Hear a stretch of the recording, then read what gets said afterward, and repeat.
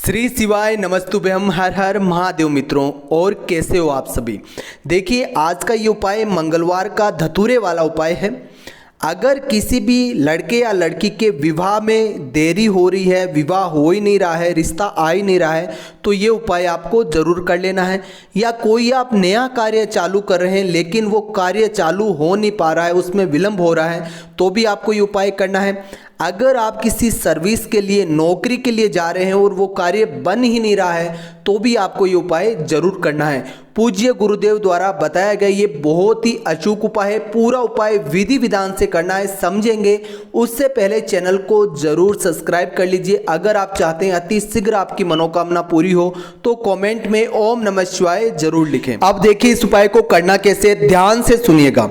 इस उपाय को करने हेतु आपको इस तरह का एक धतूरा लेना है। एक लोटे के अंदर आपको अपने घर के पलिंडे से जल भर लेना है। पूज्य गुरुजी ने अपनी कथा में बताया था कि पलिंडे से जल क्यों भरा जाता है। देखिए, पलिंडा होता है अपने पितरों का स्थान होता है। यहाँ से हम जल भर के जब महादेव को समर्पित करते हैं तो महादेव को हम हमारे घर का एड्रेस यानी कि पता दे देते हैं कि हमारे घर में ये संकट है, आपको हमारे घर के संकट दूर करने हैं।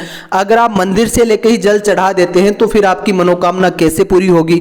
तो जल अपने घर से लोटे में भर के लेके जाना है, ठीक है। तो आपने एक धतूरा ले लिया, एक लोटे में आपने जल भर लिया।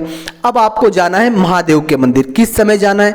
देखिए, अगर आपके पास सुबह टाइम है तो आप सुबह प्रातःकालीन जाइए नहा धो के, ठीक है। अगर आपके पास सुबह टाइम नहीं है तो आप संध्या के समय प्रदोष काल में जाना है। लेकिन उपाय किस दिन करना है? सिर्फ मंगलवार के दिन यह उपाय करना है।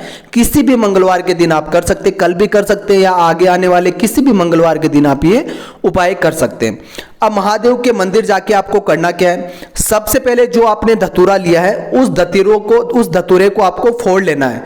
जब आप धतूरे को फोड़ेंगे तो उसके अंदर देखिए इस तरह के बीज निकलेंगे। ये बीज काले भी हो सकते हैं, भूरे भी हो सकते हैं। तो आपको धतूरे के ये बीज निकाल लेने हैं और जो धतूरे का ऊपर का जो खोल रहेगा ना, उसको साइड में रख देना है। आपको ये उपाय इन बीजों से करना है।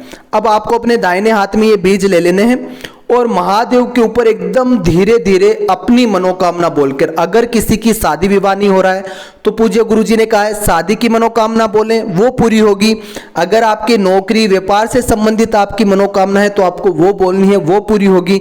अगर किसी की कोई अन्य बच्चों से संबंधित मनोकामना है तो वो बोलनी है, वो पूरी होगी।